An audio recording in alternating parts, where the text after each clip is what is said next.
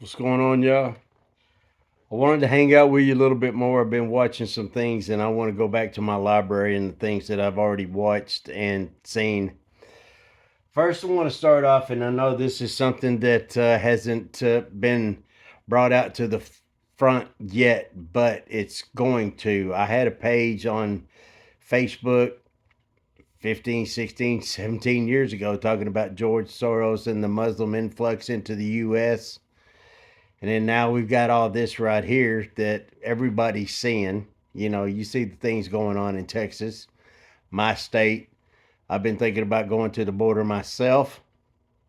Yep, got things holding me here, unfortunately.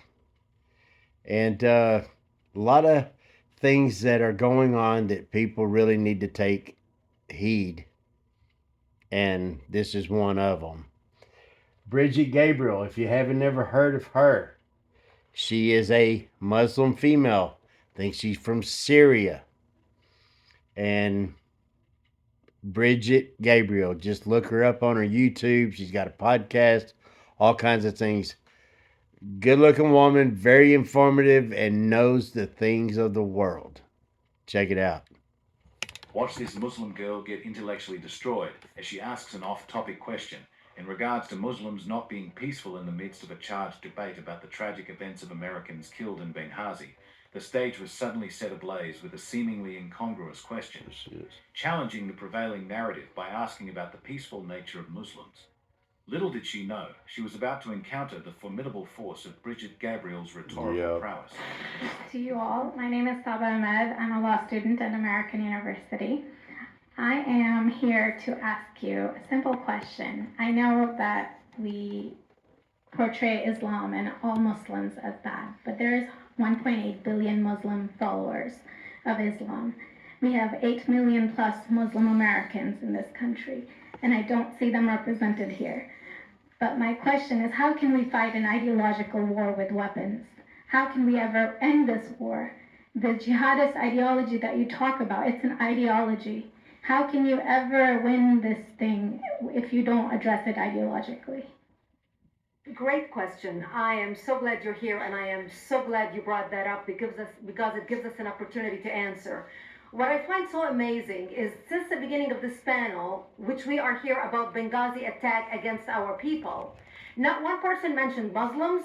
We are here against Islam, or we're launching war against Muslims. We are here to discuss how 4 Americans died and what our government is doing. We were not here to bash Muslims. You were the one who brought up the issue about most Muslims, not us. And since you brought it up, allow me to elaborate with my answer. There are 1.2 billion Muslims in the world today. Of course, not all of them are radicals. The majority of them are peaceful people. The radicals are estimated to be between 15 to 25%, according to all intelligence services around the world.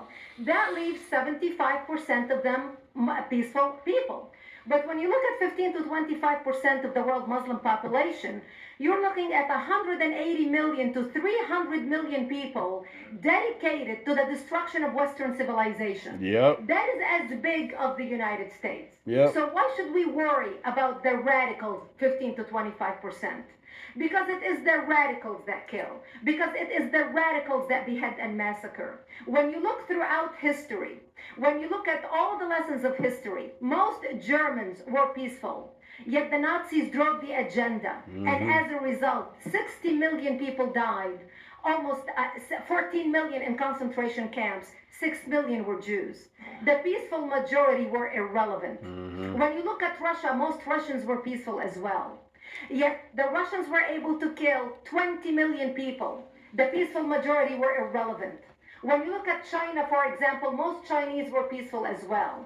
Yet the Chinese were able to kill 70 million people. The peaceful majority were irrelevant. When you look at Japan prior to World War II, most Japanese were peaceful as well. Yet Japan was able to butcher its way across Southeast Asia, killing 12 million people, mostly killed with bayonets and shovels. The peaceful majority were irrelevant. On September 11th in the United States, we had 2.3 million Arab Muslims living in the United States. It took 19 hijackers, 19 radicals to bring America down to its knees, destroy the World Trade Center, attack the Pentagon, and kill almost 3,000 Americans that day. The peaceful majority were irrelevant. So, for all our powers of reasons and us talking about moderate and peaceful Muslims, I'm glad you're here. But where are the others speaking out? And since you are the only Muslim representative, Yeah. Way to go, baby. That's Bridget. Yeah, they're standing up, giving her a standing ovation. Yes. Right on. Yep. She's a Muslim American. Right on. And since you're the only Muslim representative in here, you took the limelight instead of speaking about why our government, and I assume, are you an American? You're an American citizen. So, as an American citizen, you sat in this room, and instead of standing up and saying No, a she's question not. or asking something about our 4 Americans that died and what our government is doing to correct the problem, you stood there to make a point about peaceful, moderate Muslims. I wish you brought 10 with you to question about how we can hold Yeah. our government responsible. It is time we take political correctness and throw it in the garbage where it belongs and start calling it. Yeah. Okay, y'all check it out. I didn't say what it was, but this is big data. Big data on YouTube. They've already got 25,000 views in it. But you see what I mean? Bridget Gabriel, she's an awesome person. I've been listening to her for a very, very long time, you know, and there's just things like that to where everybody really needs to understand little bit by little bit. It doesn't have to be just literally across the border for us to be invaded. We have people that are coming here that do not care about the U.S. They don't care about the West whatsoever. It's been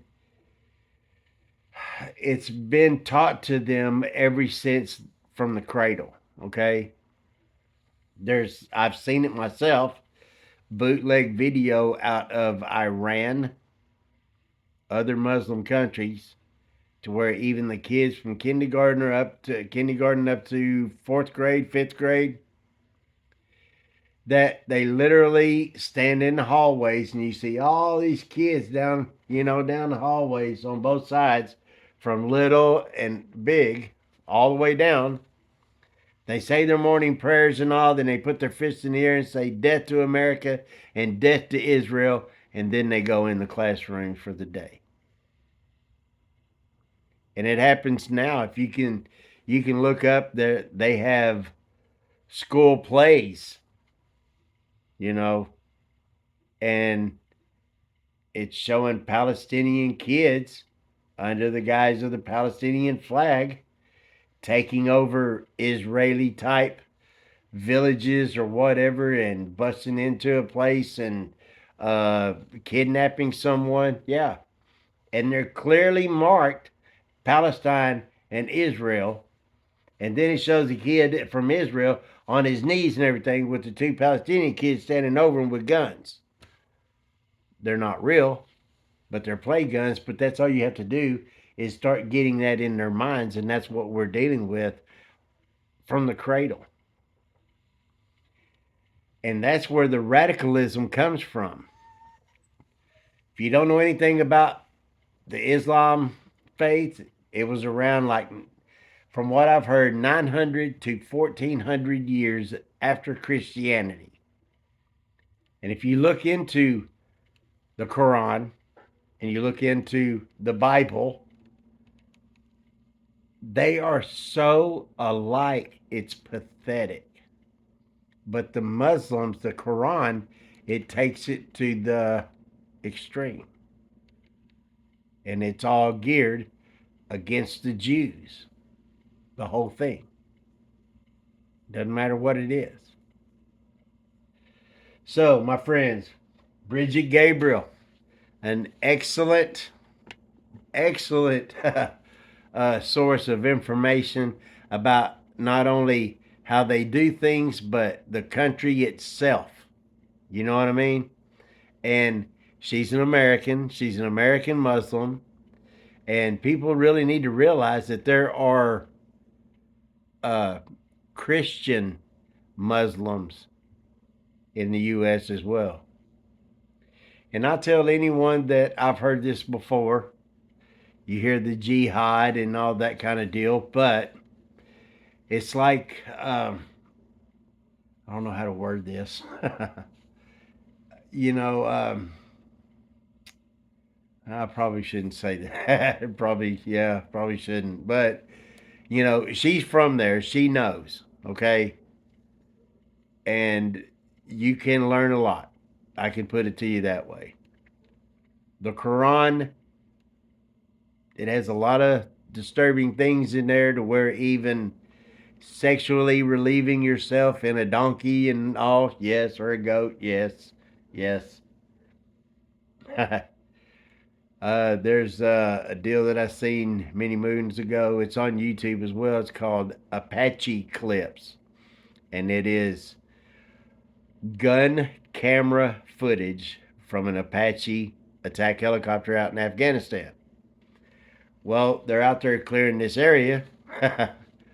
Wow. And the guy sees the heat signature out there, and they turn that helicopter and they get close enough when they zoom in on it, and it's a guy standing behind the donkey. And you can guess what he's doing.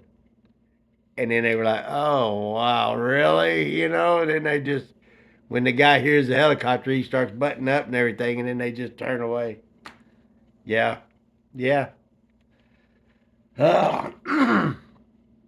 This is something that really everybody needs to understand. The Muslim have rape games for an infidel nation that they've conquered. Yeah. A lot of disturbing things, my friends. Wow. What? So, yeah. So that's why I say all the time, y'all, I appreciate y'all. Thank you very much. Y'all hang in there, learn more that you can about the people that are here because they don't care about you. They don't care about our ways.